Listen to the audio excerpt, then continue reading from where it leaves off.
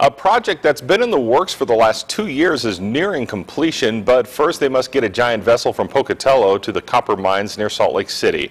Phil Campbell shows us how they plan on moving the behemoth while minimizing the impact to drivers along a busy thoroughfare. Tomorrow night at midnight, this massive vessel will begin its journey to Utah, but not before another full day of prep work. A Utah-based crew has been in the Gate City all week in anticipation of tomorrow night's big move. There are projects for 18-wheelers, and when they can't handle a job, you can always ship it by rail. But for the really big projects, that's when you bust out the 240-wheeled, 300-foot-long monster.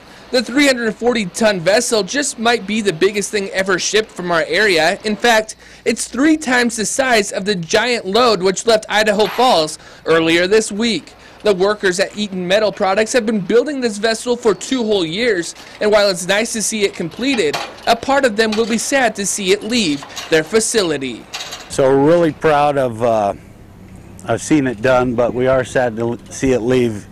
We've grown attached to it for 2 years, and it's been hard at times and very gratifying in others.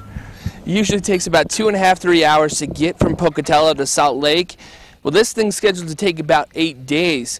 I think even the pioneers made the commute quicker than that, so you might want to avoid Interstate 15, especially in the early morning hours. No, they don't get much bigger than this. In fact, since Eaton Metal Products has been here since the early 90s, this is the largest vessel that we've built in this shop to ever leave out of our shop.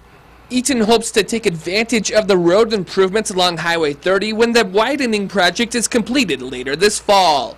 Reporting in Pocatello, Phil Campbell, KPVI News 6. Now, complicating things is the fact that the moving convoy will pass through a couple of construction zones on its way to Utah. They'll actually have to drive through the median to pass through the construction zone near McCammon.